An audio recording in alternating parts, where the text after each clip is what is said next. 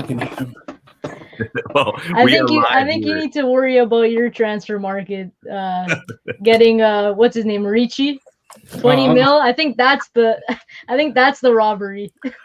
Me, I'm not worried, man. We ain't no rich fucking Juventus could spend 500 million a year, man. Are you fucking kidding me? Fucking joke. I love what an absolutely perfect time to go live. Like right as I hit the button, Jerry is motherfucking Paratici. Fucking joke. And oh my god, I want to make sure I tweet out this link again so everyone has it. We are live here on another episode of the Calcio Connection podcast. We are connecting with you, Italian football fans from all over the world. Really happy to have Monica Lauriola joining Jerry Mancini and I. She hosts a great show, the reJUVEnation show, which is like spelled like reJUVEnation. I don't often give Juventini credit, Monica, but I think that's a really, really clever pun you came up with there. And, Monica has reason to smile. Jerry, maybe not as much because Juventus did take a 3-1 decision over Lazio over the weekend. Monica, welcome. How are you? I'm good. Thanks for having me. I guess it's a decent week to be on with Jerry. Considering the win, but not so great on your side of things. Inter picking up a massive win, and the clock is tuning down to I think Conte said 13 more finals to the Scudetto, and they ticked another box. So not feeling so confident in our hopes. I love how we had a group chat like preparing for the episode before and before the match. And I'm sure you guys all get nervous before matches. Anytime there's like a big Inter game, especially when you feel pressure of Scudetto, aspirations. So I know Monica has been down that road many times, but I get very nervous before a match, especially a big one like Atalanta. And Monica was saying in the chat, oh, wouldn't it be a lot of fun for the episode if Inter lose today? I'm like, no, you're trying to get yourself booted from the episode? You're trying to get yourself kicked off the episode? It was a handicap.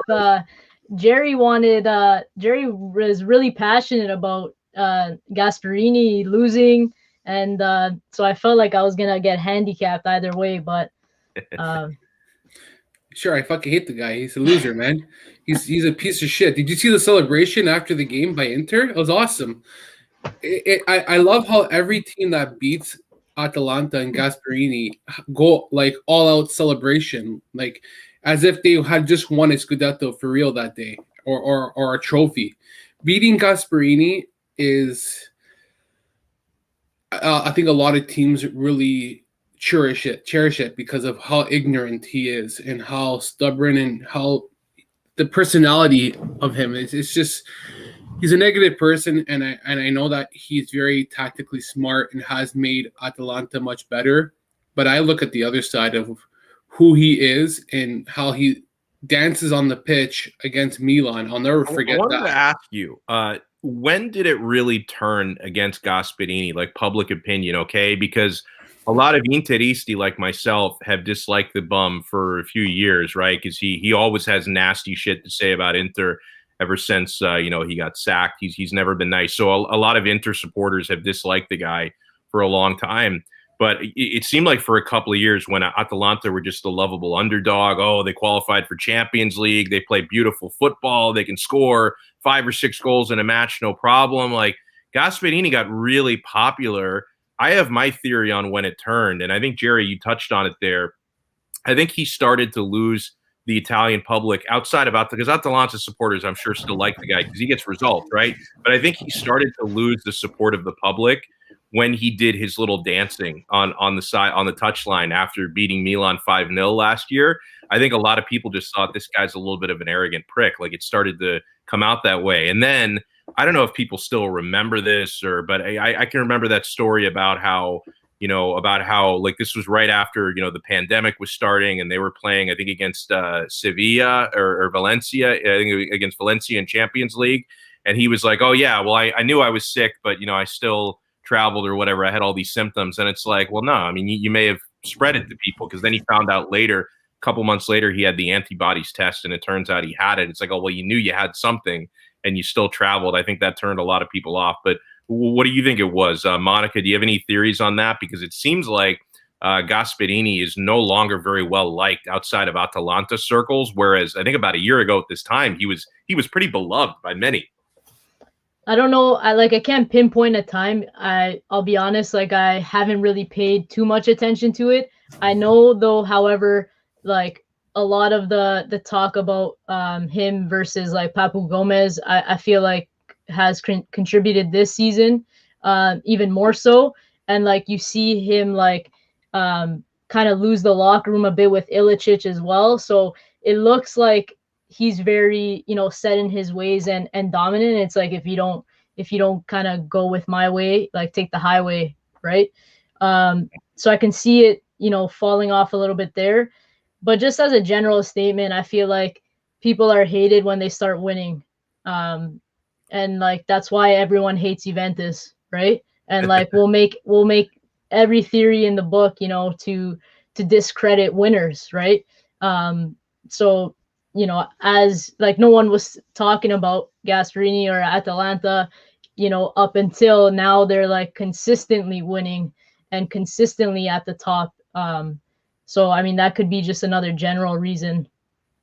That's true. I mean, Jerry, you've hated Gasp, I think, longer than anybody, right? I mean, I can remember, you know, you talking a little over a year ago at this time. Oh, I hate that guy. What a clown! Like, when do you think it was? Because I think you were ahead of the curve, right? When do you think it was that a lot of other Calcio fans started to turn on him? When he lost to Lazio in the Coppa Italia finals, and he was just so like adamant on Bastos having that handball, and he was ungrateful for Inzaghi winning the Coppa Italia, and he still is ignorant and bitter about it because he had some comments to say after their loss earlier, the second leg of Serie A this season. So I forgot what he said, but they weren't. I think he was upset that they were cheering after the game or whatever it may have been. But this guy has excuses after excuses. That's all. He's never. He's ignorant. That's all I can say. Like it's his personality, his I don't know. Like when he did that thing with Milan last season, and that really was the ticking point of who he kind of is. And I don't know how a guy such as him. I understand like he's taking Atalanta to another level, and they're successful at a certain point, but they haven't achieved anything. So I don't understand why we are so crazy about Atalanta, who haven't won a Scudetto, who haven't won a Coppa Italia, who haven't won Jack squad, and probably won't even win the Coppa Italia this season because I really feel that Juventus will beat them. And for me, it's just it's nice that you made the Champions League, but you haven't accomplished anything yet. It's like how Milan went on a beating streak for like 25 games, and it's like they won the non-imaginary Scudetto. They won the first half of the season, and all that could be going down the drain if they don't finish in the top 4 spot now. Yeah, I mean, it's the worst goddamn time to go on a 25-match unbeaten streak, right? Because they for the second half of last year, or at least after the pandemic, they collected the most points in Serie A. Then for like the first 22 match days of the following season, they collect the most points in Serie A. So it's like if you add that together, that's a Scudetto season. The problem is it's half a season here, half a season there. No, exactly. So Milan's a whole different ball game, obviously, because it would be really disappointing if they didn't achieve anything this year and they go back to the Europa League, which is possible because there's still a lot of games left to be played. So I think their win was massive though against Verona. I really thought that was going to be a draw or a loss. I think that was really critical for them to get that win. They looked really good. Well, they have who do they have next Sunday? Is it Napoli that they play next Sunday? And that comes off playing Manchester United on Thursday. So, and then they have to go back to play Manchester United next week. So now it's really a big test. I think it'll be interesting without so many key players in the lineup. So I think we're going to see the actual depth of the squad, the character, if they can actually pull through. But they have been throughout, right? Like they've been in the Europa League this entire time, and you know, pretty much Ibra has missed like half a season at least so far with between COVID and his injury, and everyone thought, okay, now is the time that they're gonna dip and come down to earth, and they did here and there, but I think they're overachieving with their squad, but I feel like we need to give them credit for they were missing a lot of players at one point. I think it was in and around the time where Juve played them, and besides the Juve game, they still were able to get some key results. And this is why I wish Inter was in the Europa League. But I mean, that's another story. Yeah, I really don't. Yeah, exactly, right. I would love to still be in Champions League. Like, I know that there are some Interisti, they're like, oh, thank God we have no competitions outside of Serie A. I mean, Europa League, it is what it is. It's not a whole lot of fun. They did almost win it last year, but also they got to do the knockout stages mostly after the season, so they only had the one competition to focus on. Europa, I don't want to sound like too much of a snob, but, Europa League is what it is. I would love to still be in Champions League, though, is where I'd love to be. Yeah, I don't know why anyone would not want to be in Champions League. Faraj asks, question, guys, why everyone talking about Inter is out of Europa and Copa as an advantage while Inter playing the same games as Juve and same as Milan? Well, I mean, they're not playing as many games though. Like they're playing the same matchups in Serie A, but they're it's especially for a coach like Conte. He is probably the best in the world when he has a full week to prepare for an opponent. I mean, he is absolutely lethal when he can focus on one opponent, because a lot of cerebral game planning goes into Conte's approach. And so when you take away the midweek game, there is certainly a benefit to the squad.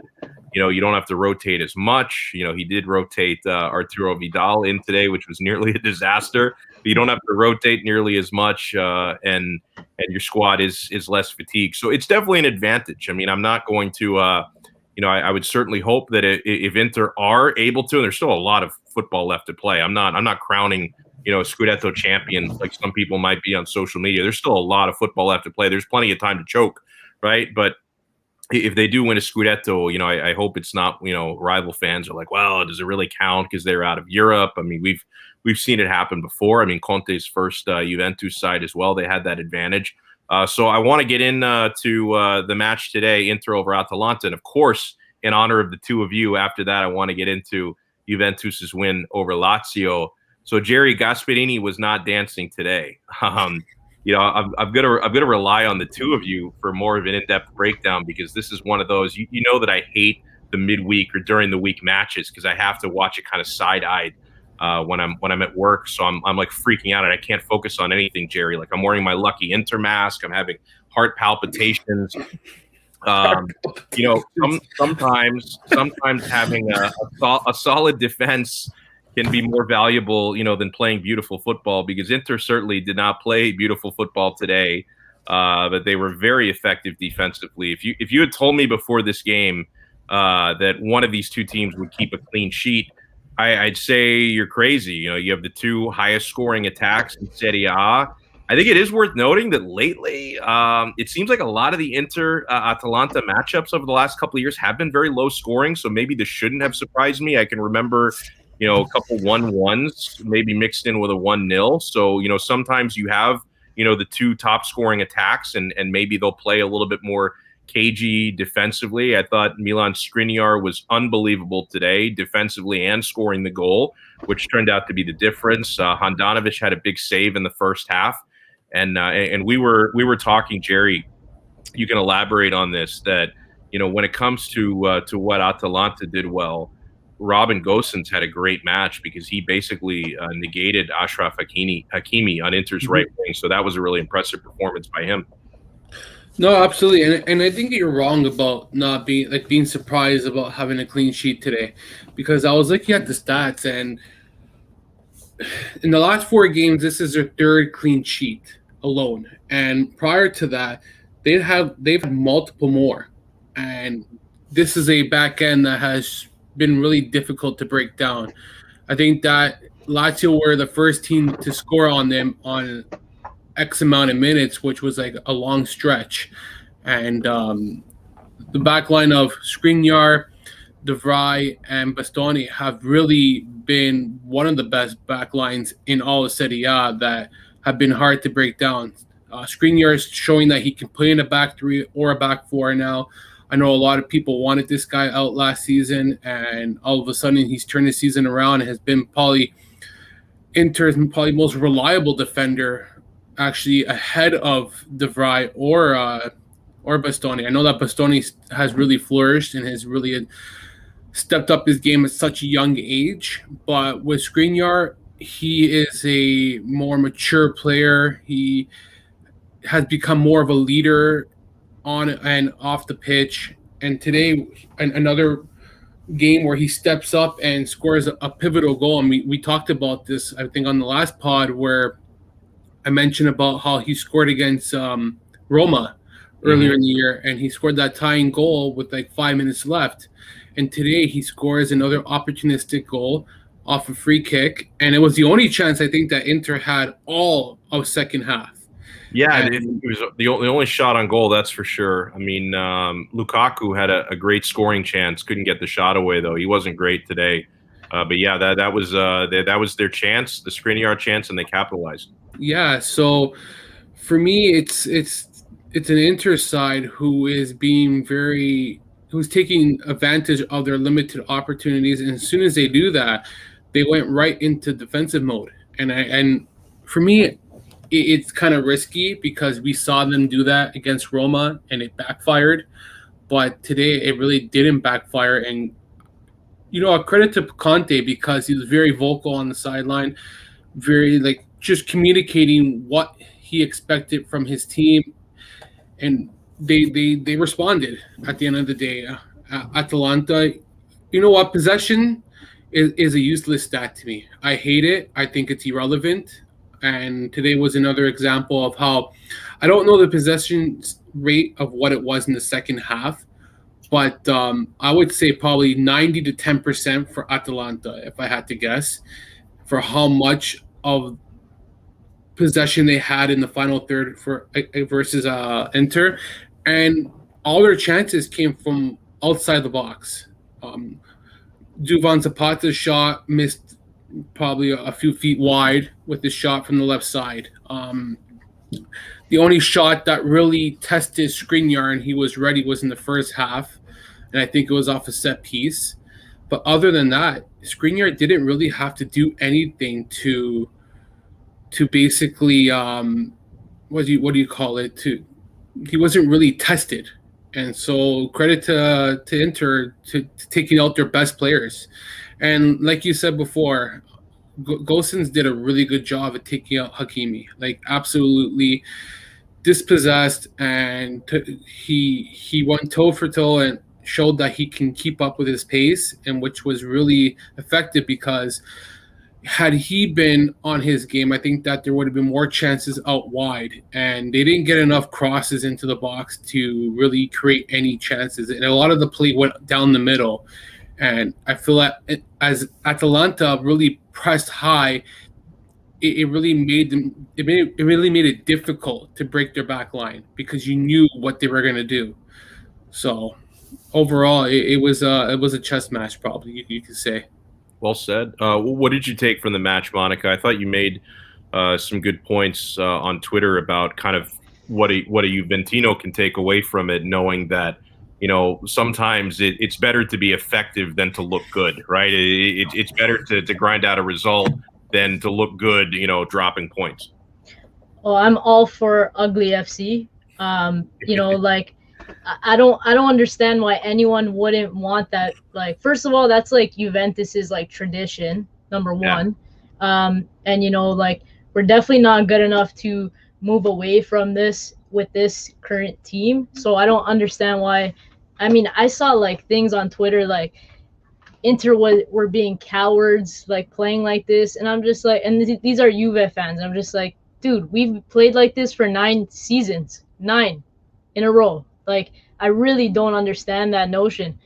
And Allegri telling his fans they should go to the circus if they want entertainment. If you want to have fun, you should go to the circus. I like that. Yeah. And that's exactly how I feel about about this season, and like, you know, a lot of talk on Twitter, because our midfield is not even close to Inter's midfield, and they're doing it this way because like Conte's tactics are limited, and I think everyone knows that.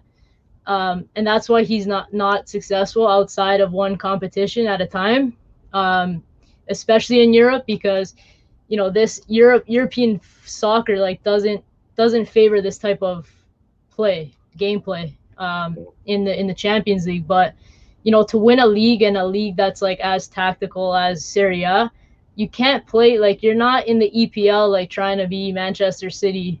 First of all, you don't have like 50,000 weapons coming off the bench to try to break a team down and just dangle away, walking the ball into the net. Like, we're not that team.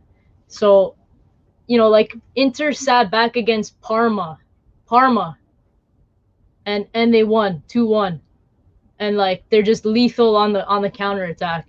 And the best parts of Juventus this season have been on the counterattack. Against Lazio, every goal we scored was against the run of play. Like we didn't create when we were just like hitting the ball around and, you know, trying to find an opening. So, you know, I really give credit to Inter, and I wish like Juve was playing this type of football. Yeah, you know, when you talk about the whole possession FC thing, it's just, to me, it's like teams that try to change their identity to that, and I know that Juve has been trying to do that. It's why they brought in Sarri last year, and obviously that didn't work out for other reasons, but they wanted to change their identity to being more of a possession-based, champagne football type of organization. And like, these are things you do when you're trying to, I think, expand your brand more globally. Obviously, Juventus is a very recognizable brand, but when people think about beautiful football, you know, they think historically, maybe not as much this season, but they think historically about teams like Barcelona and Real Madrid. And then you look at what Man City have been doing the last few years. And I think that it's been kind of a weird thing for Juventus for the past 3 or 4 years. And I think the project started when they bought Ronaldo, which was obviously a very flashy signing. But I think that's when the board thought, you know what, like, we keep winning Serie A, but we're not really growing internationally as a club. The next way we can do that is to start making a Galacticos type of signing, bringing in Cristiano, and then, you know, we're going to bring in coaches like, you know, I think it's no secret that Juve have made some runs at Pep Guardiola that they would have loved to have brought in Pep over the last couple of years. He'll never come. We don't have checks like Manchester City to throw at. Yeah. How much money have they spent on center backs alone at Manchester City? Yeah, that's like there's no way that guy's gonna come to Juve. No way ever. Yeah. How can you? And you have everything tied up in one player. Regardless of Ronaldo, he wouldn't come. There's no way we can meet all of his financial needs. This guy like buys anyone he wants whenever he wants. Like, there's no way we can oil do money. that. We've never been that. Listen, there's one guy on our team who can play this type of football, and it's Arthur. That's it. He's the only guy who can play this type of football that everyone wants to see, and that's not good enough for one guy to be comfortable with this approach. I'm not even sold on him. I haven't seen enough to be convinced about him. Like, I know that he's been okay in the sample size, but I don't know if he's that guy who will take this team to the next level too. No. That's not what I meant, though. I meant like he gives the ball away and wants it right back. Gives the ball away, wants it right back. This is the possession type of player he is, you know. He looks like a prime Barcelona like type of player, you know, in the midfield with Iniesta, you know, those guys who, you know, pass it right back, and that's like what they're trying to do, but you can't do that with Bentancur and guys like that. Like, you just can't. Yeah, not to cut you off, but it just gets me a little heated. I just think Ronaldo has really ruined this team. You know what? It's nice that he got you a Scudetto. It's nice that he got you a Super Coppa Italiana. That's great, man. But guess what? This team did that before he even arrived. He came to win Champions League. Yeah, and he fucking made them worse in Champions League. Let's be honest. Like, anybody who thinks they're better in Champions League, out of their mind. Because the last 4 seasons, they made twice in the finals. They have beaten some really good teams. They beat Real Madrid without freaking Ronaldo, okay? And you lose to Ajax in the quarterfinals with a shambolic freaking performance. You look like shit against Lyon. Here's the problem. Let's pass the ball to Ronaldo, because if he doesn't get the ball, we're going to shit our pants because we're all scared because he has to get his goals and he has to pad his stats. That's what it is. If he doesn't get his goals and his stats, he's not happy. Look how good they played against Lazio on Saturday. I was so mad that Ronaldo was out of the lineup. Okay? This is bullshit, I said. Because of all times that he didn't have to play was against Lazio, okay? And what happens? Alvaro Morata scores a brace. He looks confident. He goes towards the net and doesn't look scared. Like, come on, man. Hey, listen, Art makes a good point, Jerry. Now, here's the thing. Here's the thing. The ball's going to go to him. Exactly. Hold on. Right, well, why would you not want the ball to go to him? Why? Yeah. Because you know what's going to happen. Because, what's going to happen is he's going to score. Let me give you the real problem, and for those who are just listening, Art sent in the comment. CR7 has scored Juventus last, I guess it's an estimate, 10 goals in knockout play. But here's the thing, Jerry. The Ronaldo problem isn't Ronaldo on the pitch. The Ronaldo problem is all the resources he's taken away from the rest of the team. So the Ronaldo problem is, he's not a bad player. I don't think we're not getting worse because he of makes Ronaldo. The squad worse because he's got all the money. Yeah. No, I don't agree, man. Yeah, no, that was my next point. Ronaldo doesn't make our team worse. Him as a player does not make. What is the argument of all of his success in Real Madrid then? What is the same argument? Look what he played with. Look at that midfield. Exactly, he had. though. Exactly. They could buy all those other players. Point. They had the best midfield. Look what he had around him. Exactly, though. That's the point that we've just made, right? That team was good because of the other players and not him. That team was also bad because of him as well, because he didn't want to play defense. He didn't want to track back. He ruined Gareth Bale. Messi doesn't play defense. He ruined Benzema. Gareth Bale's injuries ruined Gareth Bale. Yeah. This guy didn't even care about Real Madrid, Gareth Bale. Golf came first. Golf, Wales, then whatever the order is. I wouldn't want Ronaldo on my team personally. Well, no, listen, Jerry, the thing is, you're half right. You took it too far and I want Monica's opinion on this because Jerry, you and I and Daniel Lucci have talked about this before. How I think if they can at the end of this season, otherwise his contract is up. I think the season after this one, moving on from Ronaldo, I think is the right thing to do because you get all those fucking wages off the books. Think about. Even if you don't sell him for a transfer fee, even if somebody's just taking the wages, I mean, over 60 million euros gross per season, 30 million net. Just getting that salary off the books would give Juventus so many opportunities. Actually, I hope he stays there for another year, if I'm being honest. But just if they can get his wages off the books this summer, then just the money you're saving, you can reinvest that in the squad. So, I mean, Monica, is that what you want to happen? Do you want CR7 for another season, or would you like to move on if given the chance? I mean, it's hard to say no to Ronaldo. I get what you mean, because I really do feel all of our eggs are in his basket, and I think it really depends on if Juve don't make the top four, that's just a disaster. Ronaldo's gone, and we're not gonna it's just gonna be the same as this season. We're not going to get any players. First of all, no one's going to want to come to a Europa League team, and you're not going to have money to do that anyway.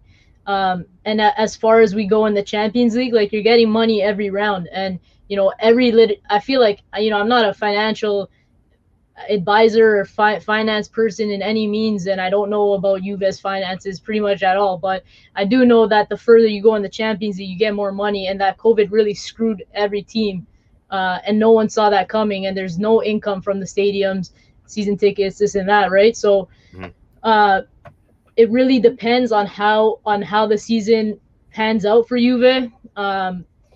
It's hard to it's hard to imagine,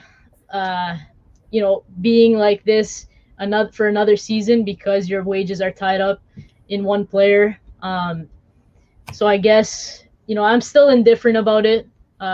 It's just hard to say, I want Ronaldo gone, because I think if you put the right pieces, the team will be better, and he'll score. Like he makes chances for himself. Okay, to begin with. So he makes chances for himself, but it being an elite player, a superstar, and you want to be the leader of this team, does he make players around him better? He's got to stop taking those free kicks straight Yeah, at that's the one goddamn thing he ball needs every to time. stop doing. But I'm saying, does he make his he- team better? Does Listen, he make his team better? I'm saying Does he make his team better? You have to answer that question. It's Sure, not he a scores fair. goals. It's not a fair assessment when you have How? when you have bums everywhere around him. It doesn't matter. Your job. You are a superstar. You've won all these trophies. You're an elite player. You got to figure out making 30 million a year. How do I make players around me better? But that's the same. That's the same argument with Messi, though. Barcelona is the worst they've ever looked this season. Messi makes players better. Then why are they so goddamn bad this season? It's one bad season. He's been with that team for 24 years. What, 24 years? What has it been? I lost count. I mean, since probably 20? Like 16 years, maybe. And he's 18 years. And he's always been consistent with that team. Even last year when they weren't even that good, he still carried them and made team players around him better. That's the difference. He's a team player. Ronaldo's not a team player. And that's why they've been declined in the Champions League. Lucci says, enough of this, Monica. Wake up. Yeah, I agree with me and Lucci had a conversation offline about this. Okay? Yeah, but he also thinks Bernardeschi is good, so his opinion I think doesn't so matter. Too. I do agree with him that Bernardeschi is good. Absolutely agree. Why? He looked great on Saturday. I think because no one attacked his side at all. Milinkovic-Savic didn't even attack his side. He was more towards the left side, and there was no Lazzari to even test Bernardeschi. Come on. Come on. I think and you know what? Hold on. Since this is a good segue into the Juventus match, 3-1 over Lazio. Now Jerry even he told me before the game, because he knows I bet on a lot of games. He told me to bet on Juventus. I didn't, only because I'm such a degenerate. I had already spent all my money betting on the UFC fights that night. My account was completely empty. But I wish I'd listened to Jerry's advice. So. I mean, Jerry, you obviously, and you are the biggest Lazio supporter I know. I don't want anyone to test your fandom in that club, because you are Laziali #1, but you weren't all that confident in the match leading into it. Did it play out the way you expected? You know what? When Correa got the opening goal, I thought that they had the momentum, the confidence, but as the game progressed, so did the Juventus. And you can say maybe that Pepe Reina should have maybe done a better job cutting down the angle and not giving Rabiot that goal right before halftime. And far too often, Lazio gives teams one chance and they always take advantage. And that's basically what happened. Yeah, I don't know about that, but anyways, but Farage said that Bernardeschi is so bad he makes Candreva look like prime Ronaldo. Listen, I call him Candrevino for a reason. I think it's more of Juventus being opportunistic and capitalizing on their chances, and Lazio really not making the most of when their chances came. A counterattack reversing into a counterattack against Lazio should never have happened. You got Mohamed Fares deciding to pass the ball to Patrick when he has three better options, I was going to say. I think Luis Alberto on the wing. He had Joaquin Correa. I think Immobile was up there. Everyone was up there, and we would give it to Patrick. Patrick passes it back to Escalante. It's a bad header back to him. He freaking swings and a miss kind of freaking kick, and it goes into a counterattack. And then everybody blames Wesley Hoot because he's too high, which I don't agree, because everyone's out of position now, and that counterattack should never have happened in the first place. So, and then the penalty on Milinkovic-Savic, it's unfortunate. He gets his leg in there, but Yeah, you're right. Monica's right. They do need a midfielder, and that's what happens when you spend all your By the fucking way, money on one player. I'm freaking cracking up. Look really. Okay, I guess it's a microphone. I thought it was something else. I'm like, look really closely at Art Morelli's avatar. For a second, I thought that was something else being held in front of the mouth, but I think it's. Sorry about my dirty mind. I think it's a microphone. When I saw that 2 minutes ago, I'm like cracking up. I'm like, what the fuck are you doing, man? But, I don't agree. If Lazio doesn't qualify for Europe, they'll probably most likely qualify for Europa, and they don't need to sell MSMS because they're not losing 200 million, 100 million like Roma, Milan, and Juventus. They're not in debt like Inter as well. Like these teams, would he want to leave though? If they're not in Europe, Yes. would SMS say, I don't think so. where I can play in I think Champions League? I think he'll stay one more season, see how it goes. He just actually renewed his contract till 2024. So Yeah, but that doesn't mean anything in the modern sports. when it comes to Lotito, yes, it does because Lotito will not sell him for less than what he values him for. So if he's expecting 90 million in a pandemic era and he's not getting 90 million, he's gonna say, "Go after yourself. You're not getting nothing from me," because that's how Lotito is. Whatever he values, he wants. He doesn't get it. He doesn't have to. Like, they only took a loss of 15 million, I think, last year. That is ridiculously amazing for a team that doesn't really have any sponsorship, who doesn't spend nearly the same as other teams, but still continue to be competitive and try to be within the top six, I'd say, which is pretty remarkable. So, you know what? They're only 7 points back at Roma for fourth place.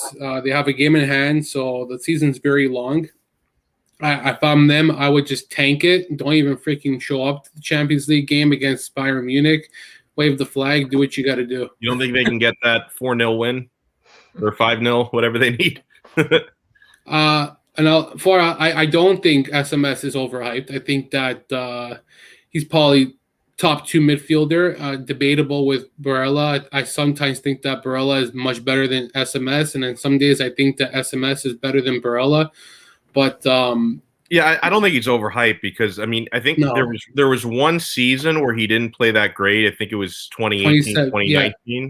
But outside of that, like for 4 of the last 5 years, he's been incredible. Like he's been one of the top 3 or 4, if not better, midfielders in Italy. So I don't think we can say he's overrated. Like if we'd seen it maybe like a flash for one season, then okay, maybe. But I've seen like 4 great seasons out of this guy.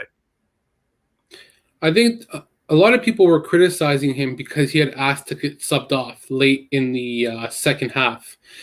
And some people took it personal, thinking that it was a poor attitude from him, that he was a sore loser and just wanted to come off the pitch. But I think it was more fatigue, and he has really reached the level where he needs a break. He has only missed 1 game since the start of November. I think that's insane. He's played up to like 2,600 minutes this season.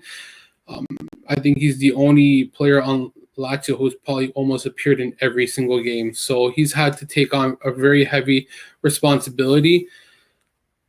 The only team I see him going to if he were to leave is Real Madrid, because that is his dream team that he has mentioned that he wants to play for.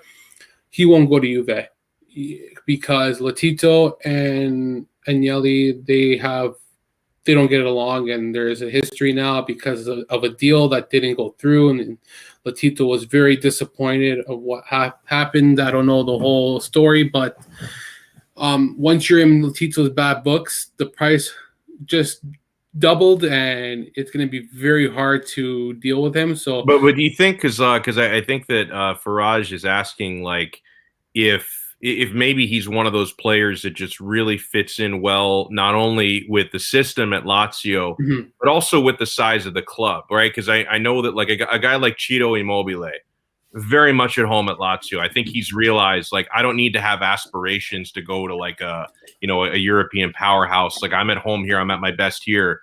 I don't know if I would feel this way about SMS, but I want your opinion, Jerry, because I think Faraj is asking like if he were to make a move to a massive club like a Real Madrid, would he be the type that maybe takes a step back, gets lost in the shuffle, or do you think SMS could go to a club like that and thrive? Oh man, that's difficult because I've never seen him play for a big club, so that is the $1 million question. I think he came from the Belgian league. All the teams he's played for have been maybe mid-table teams, you want to say, modest leagues. So that's I think the two questions is can he bring his game to the next level, which at times I've seen him been able to do, and at times I haven't seen the same level you would hope.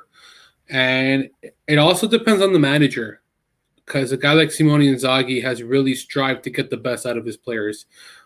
Luis Alberto, Lucas Leiva, Ciro Immobile, Acerbi. These guys came to Lazio on a very decline in their career. And a lot of people say that Acerbi was really good at Sassuolo. I don't know too much because I didn't watch him with Sassuolo, but on a regular basis. But think about how these guys and how they went through a negative time in their career prior to joining Lazio, and they took these players on a low cost but high risk reward, like high reward in the sense. And Inzaghi has basically resurrected these players and basically have been much better with Lazio. I think Leiva has been really good since Lucas Biglia left Lazio, and we sold that bum for 18 million and did nothing for Milan for 3 years. So we'll just keep it like that. But you can think that Leiva sucks, but he didn't cost 20 million like you guys are doing. Buying Rabiot for 60 million, say. I don't know. Wasn't he a free transfer? Yeah. Okay. Free transfer. Wait, okay. hold on. Free transfer. How much is that? We've done some stupid things, but 60 million for Rabiot, we have not done. His wages are still ludicrous, though. What is it, 7 million? His wages are insane. 7 mil. Wages are insane. So the reason why his wages are so high is because they didn't pay the fee. That's why it's so stupid. But anyways, another dumb signing, but that's Paratici for you, genius guy. But you guys spend so much money on all these midfielders, and Luis Alberto, $7 million he costs. 7 million transfer fee, and look what he's become. Okay, that is a deal. That's where I don't know how Juventus has gone wrong. They think that spending 40 million, 50 million, whatever it may be that you've bought. I think the only player that other than Ronaldo you guys bought that have been like two players, I'll say De Ligt and Chiesa, have been the only big money signings that have really panned out, in my opinion, for this team in the last 3 years. By the way, can we talk about Chiesa? Seriously. Because that kid is magic. And I when he was at Fiorentina, and obviously it seems it was more of a Fiorentina problem than a Chiesa problem. Drove me crazy watching him. No end product, right? I mean, he was very fast, athletic, could dribble all over the place on the right wing, and then shot was awful. Couldn't score. Would often fail at making the final pass, and every time you breathed on that guy when he was in the box, he would go down looking for a penalty. I could not stand Chiesa, and I got to admit he's been really good at Juventus. Do you think, Monica, it's more of a matter of, did you just have to take Chiesa away from inferior talent to make him better? Or is, because he's very young still, I mean, or what is he, like 23 years old, maybe 22, 23? Or do you think he's just still growing and becoming a better footballer? I think it's a mix of both. I mean, Fiorentina has managed to make Ribéry look like he doesn't even know what he's doing anymore. And guys like Ribéry, they're class no matter what. I know they age and stuff, but that guy, was a world-class player. Fiorentina, they make a lot of moves, and guys like Castrovilli and Vlahovic, and I think they brought in like Polgar and they have Milinkovic. Like, they have a decent team, and they just still look awful. Like, they have a decent set of guys. So, I was with you there on Chiesa at Fiorentina. I would point out, like, this guy can't finish and he's right in front of the net.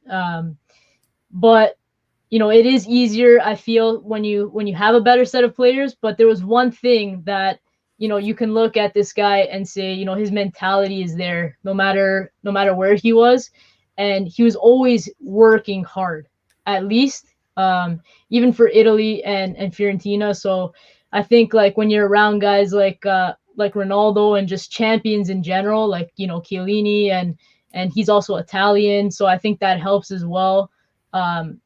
So I'm just glad to see that he's one of our bright spots, if not the biggest, you know, bright spot this season. Especially how I think things are gonna go down. He was, and you know, the signing itself was like broken up. The 60 mil was like broken up into parts, which is just, you know, talk a lot of shit about Juve, but the way we do deals is pretty good. Balancing the books from year to year. Same like McKennie, you know, like loan, and then you pay, in installments, and the same like Morata. So yeah. So, what do you think of this comment from Nima on Chiesa, the only Italian player currently with a raw talent good enough to win the Ballon d'Or? I'd say don't sleep on Andrea Petagna. I mean, come on, man. No, but I honestly, he could be right. I mean, I'd like to send out a homer shout to my guy Barella. I mean, it may be easier for an attacker to win Ballon d'Or, but I would probably say that from what you see right now, those are really the top two guys who would be on my list. Like as far as raw talent, potential to win Ballon d'Or. So, you know, if you make a great domestic run in a year, maybe with an international tournament, like if Italy can go deep in the Euros coming up, then yeah, I think that would probably be my short list, Jerry. I think Chiesa and Barella right now would probably be the only players, Italian players, I say, would have Ballon d'Or type of potential. What do you think? No, I agree. Especially, but I like Barella much more than Chiesa, just because of that comment right there. He doesn't fall. He doesn't try to draw fouls all the time. And I think that with Barella, he's really matured over the past year, where he doesn't look for that kind of blatant foul. He keeps running. He keeps going with the play, and he doesn't stop. And I think his overall game, his leadership, everything around him has just developed into a really complete game for him. And he's become more of a complete player. So with Chiesa, I think that leaving Fiorentina was the biggest thing for him in his career. And another player that needs to leave Fiorentina is Gastrovilli. Yeah, sometimes I forget he exists. Like I feel so bad. He's rotting there. I feel so bad for him. Everyone rots at Fiorentina. I hope everybody understands that. That team you turn into a walking dead corpse if you play for freaking Fiorentina. Okay, that's what it becomes. I've always hated Fiorentina because their ownership. Thank you. I wish I were going to get the Ballon d'Or. I wish one day, but they gave out a Ballon d'Or for Nutella eating. Come on, like what has been good about Fiorentina in the last maybe I don't know, I lost count. Like it's been so long that we remember them being at the top of the table or even trying to accomplish Europa League. Like they beat Juve a few times and then put it on a mug. Yeah, pretty much. True. I also put that on a mug. I was so happy when they beat you. It was 3-0 earlier this season. I've got a Rocco Commisso mug on the counter. How many times can you hire a manager for a short-term gap? Like you can't just put a Band-Aid over it and think that eventually things are all gonna heal and be better. You need a manager now that has a long-term vision, that has an understanding, and needs the backing from the ownership. Everyone thought that Rocco Commisso was going to be this amazing guy who comes in and has the funds to put into the team, but since he's arrived, it hasn't got any better. If anything, it's used car salesman. Like Rocco Commisso, when he came in, this guy said all the right things, right? Oh, I'm so ambitious. You know, we're going to do this, that, and the other. You know, unfortunately, like pretty much every other owner who comes in for an Italian club, you know, failed bid to get a new stadium because they declare all these disgusting, dilapidated stadiums to be landmarks. So I can't build a new stadium, you know, which really, really sucks. You know, the same thing happens, of course, in Roma, you know, and I keep my fingers crossed because every couple of days I read in the Inter blogs about how close they are for Inter and Milan. They're going to partner for a new stadium. I've been reading these stories for like 2 years about how close they are to getting this done. So who knows? You keep your fingers crossed and you hope it happens. But no, I mean, when Commisso came in, you talk about the ambitions. These are the transfer moves he wants to make. These are the managers he'd like to sign. Maybe there's been some bad luck there because, like, every time they have a managerial opening, at one point, before Gattuso wound up at Napoli, it was really looking for a few days like, oh, he might end up at Fiorentina. I think a great manager for them, although he could probably do better if and when he comes back from his hiatus, would be Luciano Spalletti, which would make a lot of sense for Fiorentina because he's from the area. He's got a house in Florence. He spends a lot of time feeding his duck out there. I think he'd be a good fit for them. But Inter actually still hold his rights, and teams the buyout for him is really expensive, at least up to this point. I think he's out of contract this coming summer. But it's like Comiso, used car salesman, because he says all the right things to excite the fan base. Fiorentina fans hated the Delle Valle brothers like poison when they sold the team to Comiso. There's like parades happening in the streets. Oh, things are going to be so much better. And things have only gotten worse. And it's not like it's because of the pandemic, Jerry, because like I was telling a few people my thoughts on it on Twitter. Like, people look at kind of the chaotic state that Inter's ownership might be in with Suning, but that's really all because of the pandemic. I mean, their trajectory was through the roof before the pandemic when their revenue went down the shitter, and they have to deal with, the Chinese government that is not letting ownership groups from there invest in football. So Inter's problems, I believe, really stemmed from the pandemic, whereas Fiorentina, they were already on a downward spiral before the pandemic even hit. So you can't blame it on that. No, you can't. I'm actually just trying to look up their history of all the managers they have hired in the last 5 years so I can get a good understanding of how stupid this club is and how dumb they are because let's not forget the magic hat, Beppe Iacchini. Yeah, Iacchini was Prandelli. What? Prandelli. I just want to see. Before that, it was Montella, Pioli. Pioli should never have left. I think that was the only saving grace they've had in the last. They have Paulo Sousa, Vincenzo Montella prior to that, Vincenzo Guerini, Delio Rossi, Sinisa Mihalovic. Like, probably the last good thing. And then you have Prandelli, who was actually good at the time when he was actually with the team. But you know what, man? This team's a walking dead corpse, like I said earlier. I just don't like them. I think they could be headed down for Serie B too with Torino. Who knows? Because it's not going well for them. And I want to say an off-topic thing, Monica. You said that Juventus keeps their books in check. This is a team that lost 90 million last year. Okay, 90 million, and then the first 6 months this year lost 113 million. Is that their fault though? I didn't say they keep their books in check. I said they try to balance each year by doing deals like that. Listen, they paid like 70 million for Arthur to balance like Barcelona's book, and then they gave us like 60 million back for Pjanic. Like, they do deals like that all the time to balance at the end of the year or whatever the finance situation is in that sense. First of all, there's a pandemic. Everyone's going to lose money. Right. Like, I mean, and you have Ronaldo. Like, how much debt is Real Madrid and Barcelona in? Yet they've won so much and like trebles.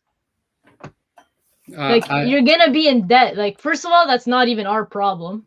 Like, we're fans, number one. I don't even really like bringing up finances because, it has nothing to do, like, first of all, we can't control anything. Like, yeah, we can talk about it, but, I mean, all the big teams are in debt. How are you gonna? I fucking love it. I love every single big team choking. But they win, and they win, and they go on. They continue. How much debt is in Barcelona in? Oh. How they're paying like 500 million for Messi yearly or something? Like, I have no idea what's going on.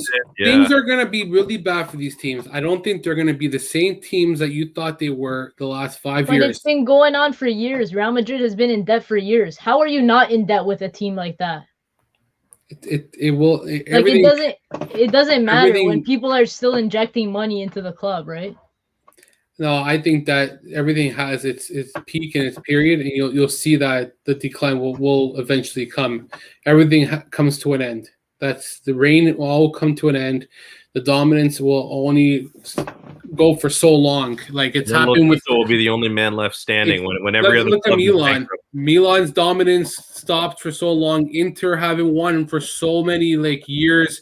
Thanks for reminding me. Like I'm just being serious. Like all these good teams, they hit a brick wall where. But those cycles, and like Liverpool's cycle was a short cycle, but they did win. They did win everything that they needed to win in that short period of time. It's not that they don't have money anymore, though. Like it's gonna end regardless of the finances. Like every cycle comes to an end, like you're saying, right? But I don't think it has to do with directly in like the finances of the team. Let me. I want to get into two things here before we wrap it up. We haven't talked much about the Juventus Lazio match. So Monica, I want to get your thoughts on it. It was Correa opening up the scoring for Lazio 1-0 in the 14th minute. And then the pendulum was definitely swinging in Juve's direction, and all the rest of the scoring came from Juventus. Rabiot at the 39th minute found the equalizer. The second half, it was the Morata show. 57th minute from open play, 60th minute from the penalty spot. How'd you feel about the performance?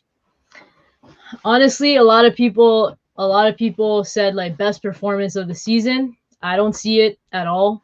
I want to just shoot this out because in the first 15 minutes of like the games in Serie A this season, Juve has conceded 5 goals in the first 15 minutes, and that's just Serie A, because we all know what happened in the first minute against Porto. So in the entire last season, we only conceded 2 goals in the first 15 minutes of matches, and we've already hit 5 goals like that. And I think that's such a big issue. If we're always needing to fight back in games, you're never going to win anything that way if you always have to make a comeback. And like, I don't know who that comes down to, like, because we've seen a lot of individual errors, but because it's happening so frequent, every press conference Pirlo does post-match is we struggled in the first half, but then so forth. Like you can't do that. You need to start the game like from minute 0, focused and ready to go.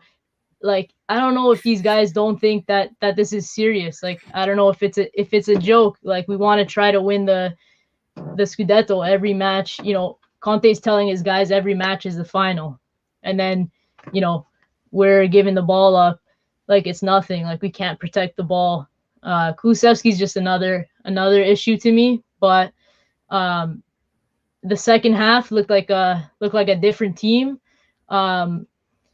So I give them credit for that, but definitely not the best performance of the season by any means. Maybe it's just me, but I thought for the first half we didn't do anything, and we looked pretty much awful. After the goal, I think we stepped it up a little bit, but second half is where we made the difference, and everything came on the counter, which I feel like is the only way Juve can get things going, because we're not good enough. And it's a depleted Lazio team too. Everyone's talking about Lazio's better than Spezia.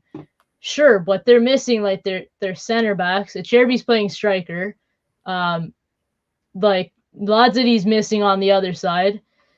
So I don't know if Lazio was that great of an accomplishment, to be honest.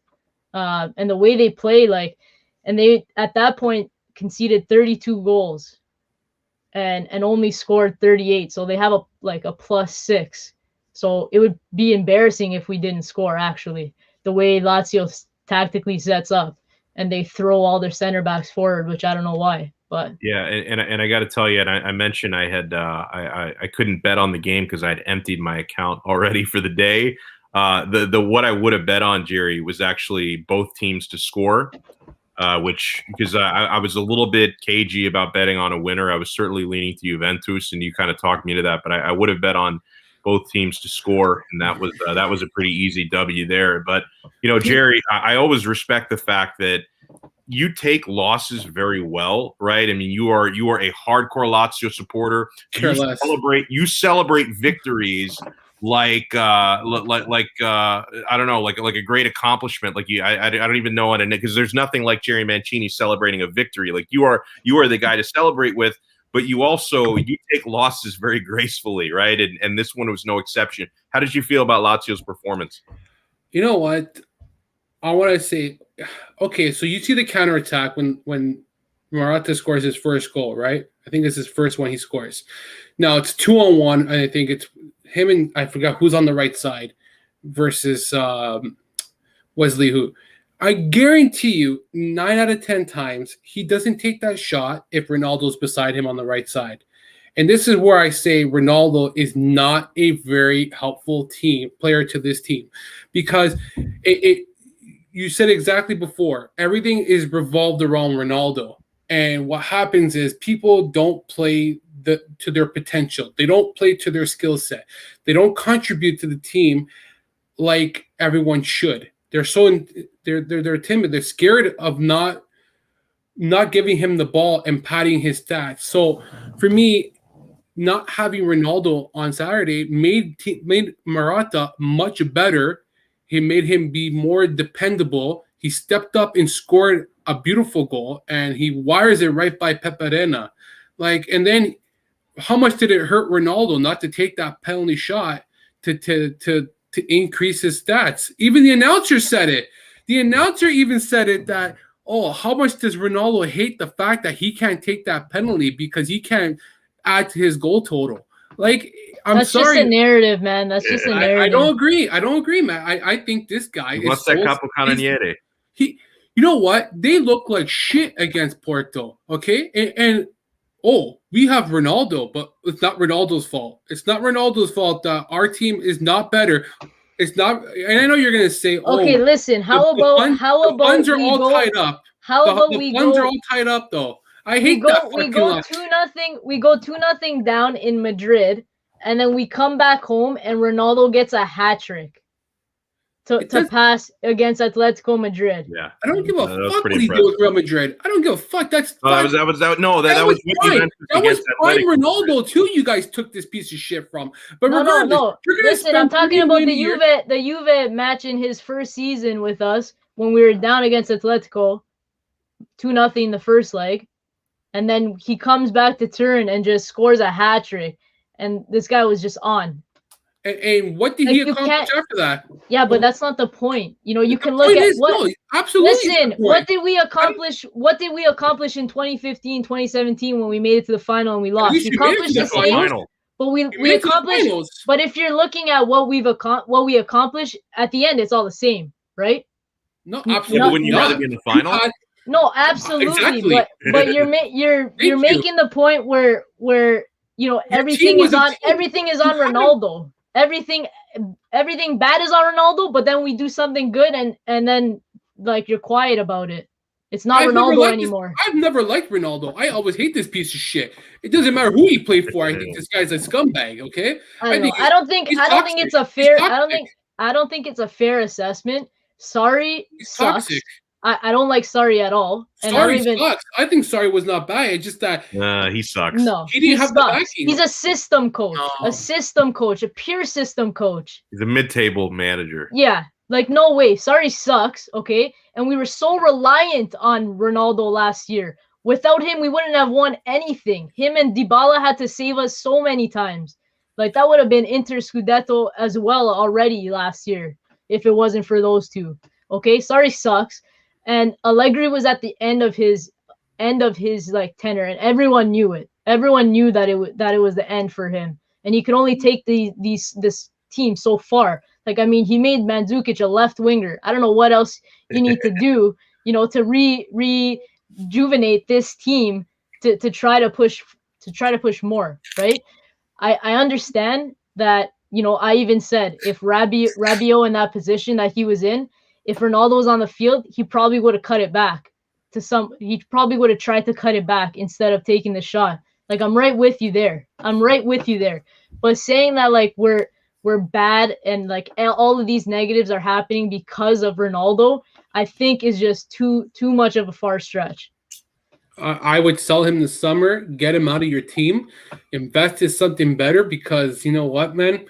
It's time. He's done. I would sell him without a question in this summer. You can replace him with like 3 players. I mean, with the amount of weight, you replace him with a bunch of guys. You also can't underestimate the like. I don't care about it. Obviously, we're fans, but it is much of a PR stunt, though. Absolutely. Like, you do have to, that's the reality of it. And, it has grown our club. We don't care about that because we're real fans. And, like we already know everything we want to know about this club. And, the branding of the logo and things like that. It was all, for this particular reason. So, I try to be a realist about it and be objective, because I know there's other factors, not just, this guy, we play differently with this guy, but like, I mean, it's hard to argue what you're saying, because, we do look like, it's just a fact that you look for Ronaldo, but then, I mean, he produces. That's the thing. Like, even Morata after the game said we look for him because we know what he can do. I think that I want to know. This is kind of funny. This comment from our guy Trombach.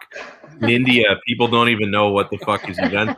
Like, so then, like, obviously, he's a Real Madrid fan, obviously. But like, do you support an Italian club? Like, what is the most popular Italian club in India? I'm very curious. I mean, Milan have won a ton of Champions League, so maybe it's Milan. Yeah, I was just about to say, like, if we have Ronaldo and push further in the Champions League, I think that'll be the difference. And I think that was the whole point of Ronaldo, right? I'm with Rui. I hope Porto wins tomorrow and smacks these fucking Juventinis out of this fucking championship. You know what? The thing is, like, I swear to God, I hope so, man. But hold on. Like, if the advantage of only having one competition is really so big, like, should I be rooting for Juventus to go through and then maybe lose in the next round? You want them out, man. Fuck these idiots. You don't want them getting that extra cash so they can fucking buy players. No, you're right. You're right. Plus, I want them to fucking die. I'm sure Monica would say the same thing about Inter. But like, I can't sit and watch Juventus hoping they win any game. Like, I can't. Like, even if it's like, oh, hey, maybe it's better if they go one round deeper. I can't sit in front of the TV and say, gosh, I hope Juve wins. Like, I just can't do it. Like, there are times, Jerry, when I bet on Juventus and I still hope they lose. It's weird. I fucking hate Juventus. I hate Roma, and I hate Gasperini. You know what? I don't even hate Milan as much as I thought I did. But like, since when? Everyone hates Juve. Since when? Juventus Twitter is terrible. Juventus Twitter is terrible. They're fucking a bunch of holy fuck, man. Yeah, I don't even like Juventus Twitter sometimes. It's so bad.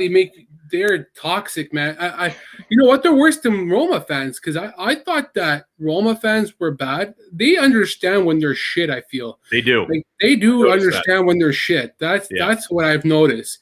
And well, I mean, they've been shit. That's why. That's all they know. Listen, Juve looks like Roma this season. Inconsistent, and that's just, we don't deserve the Scudetto. I think that's just it at the end of the day. Well, so, I will never change my opinion about Ronaldo. And you know what? The way I look at it, if you're going to give someone the ball 99.9% of the time in a game, obviously he's going to score every fucking time. You know what I mean, Alex? Like, seriously. Yeah. Like, at the end of the day, look at Inter, okay? Look, what does Lukaku do? He makes players better. He actually decides to pass the ball and make other players better. But that's Conte's tactics, though. No, it's not. Yeah. It's not just tactics. It's a player who wants to make other players better and buys into the system. Ronaldo buys into his own system. Listen, Lukaku is the perfect player in Conte's system. No, I've watched Conte my entire, I started watching Juve in general post Calciopoli because, I'm just 25, right? So that's just how the age went. But, I've watched Conte the entire time at Juve, and he always needed a guy like Lukaku, and he's gonna make other people better because that's his positioning on the field. He holds the ball, and his play with the second striker is pivotal to anything that they do. They need to link up at every time Lukaku touches the ball. Look at Zlatan. He doesn't go for goals all the time. He passes the ball, and he's made players better since he came to Milan. Yeah, these are prime players who come in and buy into the system and understand. Ronaldo is the manager of Juventus. Ronaldo is the manager of Real Madrid. Ronaldo is the manager of Manchester United. You know what? You know why he was so good at United? Because Sir Alex Ferguson knew how to control him and knew how to understand, like, to buy him into the system.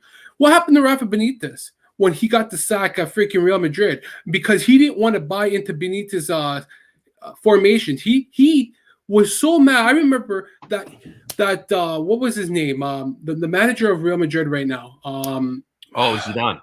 Zidane. I read this out of their book, out of the Ronaldo book. He explicitly asked Ronaldo if he can take him off the pitch. You're the manager of the team. Who the fuck are you to ask who can come off and not? You come off when I tell you. I run the team. I make the decisions. I'm paid to make the decisions. You're paid to fucking play the game. So you play the game. You don't like it, there's a freaking door. That's the problem with Ronaldo. So yeah, man, that's what makes him a killer.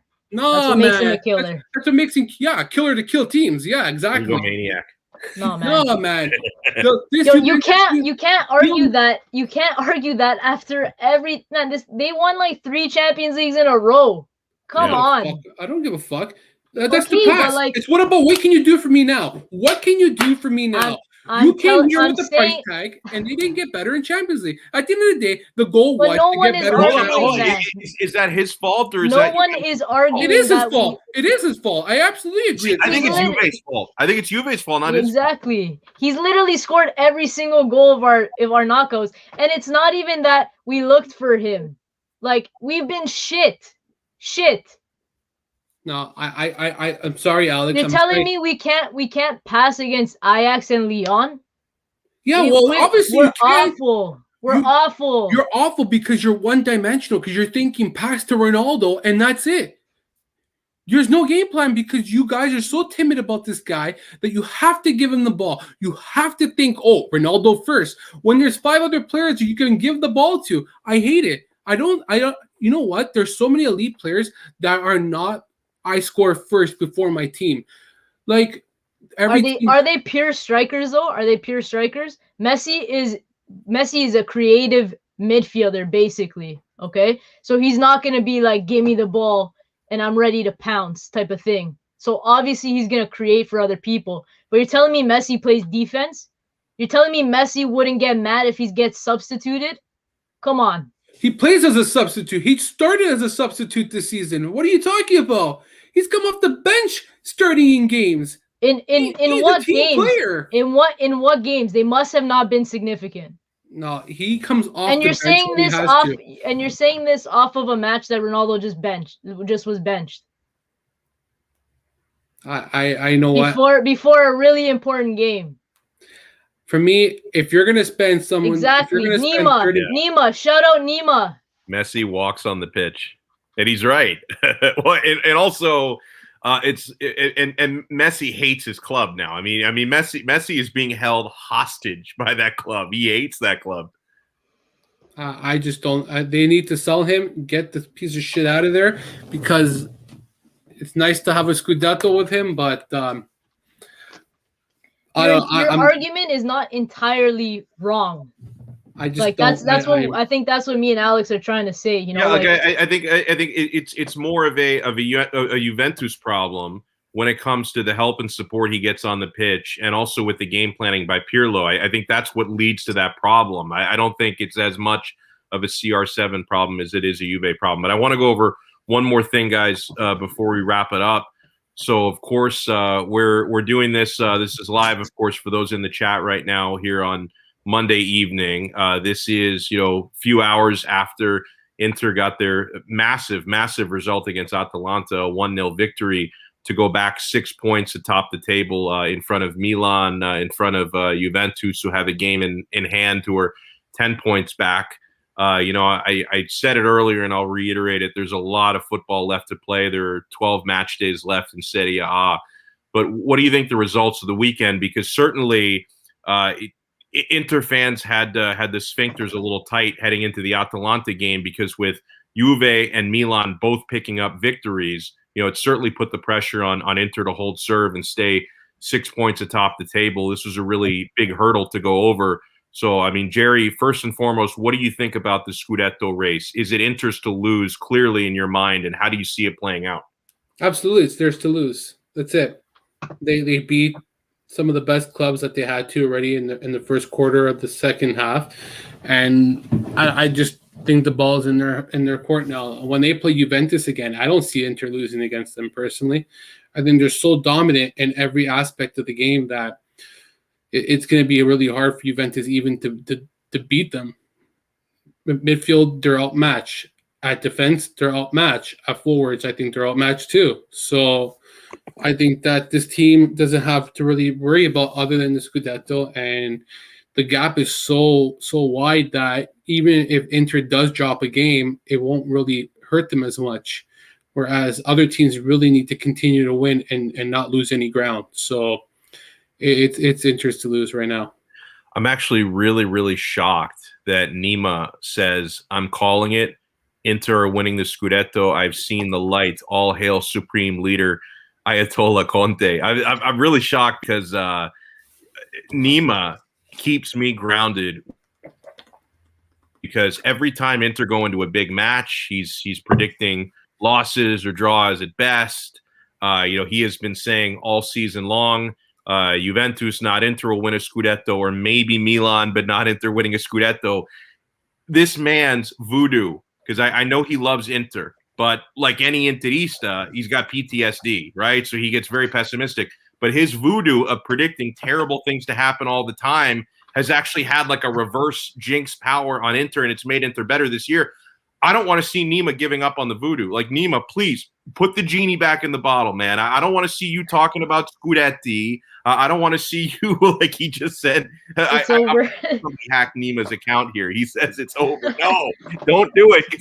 If Nima is declaring it over, Inter are going to go 0-12 the rest of the season. Like, they're not going to collect another point. You realize what you're doing, Nima. They're not going to collect another point all season long. Dear God, can I boot him from the chat? I don't know enough about how to work this thing. If I can kick him off this thing, but what do you think? What do you think, Monica, about Inter's position coming out of the weekend? Oh, it's 100% theirs to lose, and this was a massive win. I thought that if they lost, for sure, wide open, even a tie, I still felt confident in Inter. You can't give Conte a week to prepare for a match. Like, you just can't. And if they fluff their lines, that'll be a massive disaster. It's theirs to lose for sure.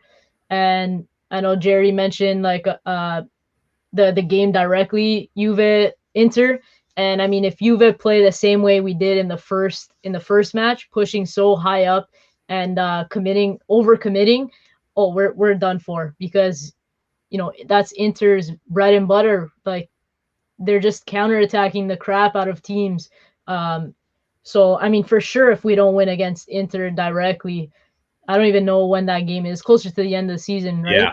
Yeah. So I want to say probably like late April. I don't know. Close to the end of the season. I mean, Juve has a decent run until I think April. We have lesser opponents, but that doesn't even make me feel confident, because we tied to the last place team. And like Benevento and stuff. So I expect nothing from Juve.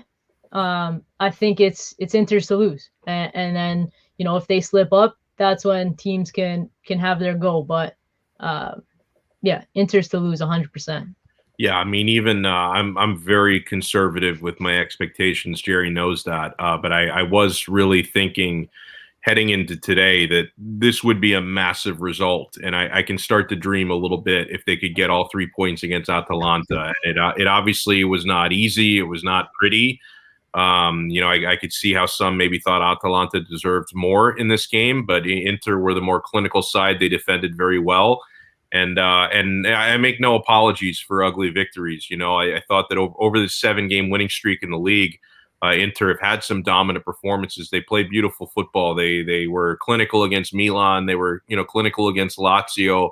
So you can forgive them if they don't look like an absolute powerhouse against Atalanta. It's still a massive result despite that. So yeah, I want to start wrapping it up on this note. Just a huge thanks. We had a really, really lively chat tonight, which is awesome. And I especially appreciate it because, we probably should have even done a better job that announcing that we were going live. We did tell some people shortly before, so it's cool that everyone came in. And, for those of you who maybe hopped in kind of late, tomorrow we will post this into an audio only. Well, actually, and even right after this, you can watch the replay on YouTube. So you can, as soon as we're done and we put this up on YouTube, you can rewatch it right away. And then the audio format's going to be released tomorrow. And I want to send a huge thanks to Monica. It's always nice to bring on a new guest and get to know someone new. And if the Juventus perspective, I think was awesome from you. So let people know where they can find you and where they can find your show. So you can find me on Twitter at Monica Lauriola. And I just recently started a podcast kind of tuned into specifically Juventus. So that's called reJUVEnation, spelt like exactly how the word is spelt. And I'm mostly on YouTube, working on other ways to get the content out. But if you go to my Twitter, you'll find a bunch of stuff there. Awesome. And thank you for having me on. Oh, it's our pleasure. It's our pleasure. I enjoyed the yelling match between Jerry. That was a lot of fun. I mean, just like he wasn't throwing jars of Nutella at you. You got off easy. You got off really easy. And it was great having you. You did an awesome job. You don't even need to thank us. We're thanking you. That was great. Jerry, you're writing for like 100 different websites. I love, dude. So over the past year, I have been gradually, subliminally turning Jerry into an Interista. He's actually been turning me into a Laziale. It's like we're almost like trading clubs, right? Because like we rub off on each other in that way. And so, Jerry, you're writing for Intersites. Like you called me this afternoon. I'm on my way home from work, and you're talking about this piece that you're writing for Serpents of Madonnina, like a post-game wrap-up of Inter Atalanta. I'm like, they got you writing about Inter now? You're writing for Inter blogs. Yeah. Mario actually helped me out to join the site, and when I watch the odd Inter game, I don't mind writing about them. It's more of my father is an Inter fan as well, and I actually FaceTimed him yesterday, and funny enough, he was wearing his Inter sweater, and all his life he's been an Inter fan, and all of a sudden I asked him, why are you wearing your Inter shirt all of a sudden? Oh, who's in first place? He goes to me. I was like, you piece of shit, man. I go, all of a sudden you want to watch them, eh? He goes, yeah, well, winning cures everything, I guess, eh? Freaking talk about that. My father actually used to be a goalkeeper in Italy, so he grew up actually. Yeah, my father was a goalkeeper, and I remember growing up, he would always take me to his games here, and he used to be a goalkeeper here as well. So, yeah, my father is a class act funny guy where he'll pop out the Inter shirt out of nowhere, and he just stared at me, and he just started laughing, and I was like, "Fuck." Dude, sure. My dad is an Interista as well. He is fair weather. Like during the banter era, this guy was nowhere to be seen. Like he not paying any attention to matches during the banter era, and then in the Suning era, he got kind of rejuvenated a little bit. And now now he's he's superstitious. Like he doesn't watch games live, because he's convinced if he watches the game live, they're going to lose. So he only watches the games on tape delay. He's very superstitious. So I know it's all bad, but my father knows that Juventus is winning and losing, and like when he tells me that where's Juventus in the standings, and he goes, where's Inter? The banter's coming out. I love it. Did he give you shit about Lazio? Like, does he banter Lazio? No, the best was when we watched Hellas Verona versus Juventus earlier in the year, and he told me that Juventus was going to win the game because they had referees in their pocket.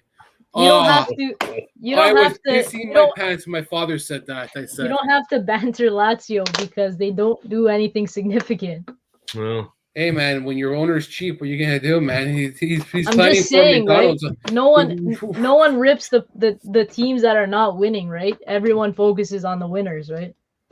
Hey, you know what? We are a winner. We have a McDonald's coming. Okay, we're going to be the first soccer team to establish a McDonald's. Okay, that's where our income is going to be coming from. Just remember that. Okay, I mean, Mobile will now get lifetime supplies of freaking quarter pounders and Big Macs. Okay, just remember that. Seems like a great pregame meal. He's going to be shitting all over the field. What is that going to accomplish? what a pregame meal. He's got IBS on the field. Oh man. Oh man. Well, Jerry, let the people know where they can find your work. You know, you're on Twitter at jmancini8. Where's the best place to find your writing? The Lazio at the moment. That's where most of my work is at the moment. You guys can find me at Alex Donno on Twitter. And for those watching, you can see the handle there. And I do a lot of audio work. In addition to this show, I do a daily show. Yes, on the I do a daily show, primarily talking North American sports at onsideradio.com. You guys can listen. I do talk some calcio on there occasionally, but mostly American sports at onsideradio.com. So yeah, a lot of fun. Huge thanks to Monica. I got a question, Nima. Do you sleep? He doesn't sleep. I'm telling you. What is it like? Was it 3 o'clock there or 4 o'clock? I think there's 6 hours ahead of us, so it's like it's 4 in the morning. He sleeps, I think, from 5 in the morning to 6 in the morning. Like he's a vampire. Dead. I think he sleeps. He doesn't sleep 4 a.m. Oh God. It's 4 a.m. God. He says sleep is overrated. Overrated. You know, should we? By the way, should we? Jerry, do you think we could make Monday the day? Because we kind of just do this whenever the fuck we feel like it. Like, it's like Faraz is asking if this is weekly. Like, I don't know. Like, should we make Monday like the day for the live stream? Because we do like one live episode a week and one taped one a week. Maybe we can make Monday the live day. Because I definitely do not want to do Tuesday because our buddies Frank and Richard do the Serie A sit down. And so they already have anyone who's watching this is probably locked in on that on Tuesdays. So maybe we can make Monday our day. I don't know. No, that's fine. I'm looking forward to Nima's next episode podcast. I like to hear what he has to say about Inter, because he's going to get barraged by Carlo and John. Well, if you hear him on that show, this great podcast he has. It's excellent. Very good podcast. The Italian football show. If you hear him like proclaim a Scudetto, then I'm going to drive to Sweden. I'm going to drive across the Atlantic Ocean. I'm going to beat him up because I don't want him predicting Scudetti for Inter. I want him to stay humble. I actually recommend subscribing to his Patreon because he gets really good interviews. There's a lot of patrons that provide you content of stuff that you can find every day on a regular podcast that shouldn't be charged, whereas Nima and Carlo, these guys actually get real people that are willing to provide you some decent content. And I find that with his podcast, you actually learn something. So that's why it's worth actually paying for. I don't need to pay for a podcast that doesn't actually doesn't offer me more insight. It's actually the only podcast I listen to the whole week, other than Forza Napoli podcast for Joe and Ruiz, like people and people who I actually support on this platform. But for how hard it is, I probably listen to a handful. I'll be honest, and I recommend subscribing to it. All right, so that'll do it for this episode. Huge thanks to everyone who took part in the chat. Huge thanks to Monica, to Jerry. I'm Alex. We'll talk to you guys next time on another episode of the Calcio Connection podcast. Ciao.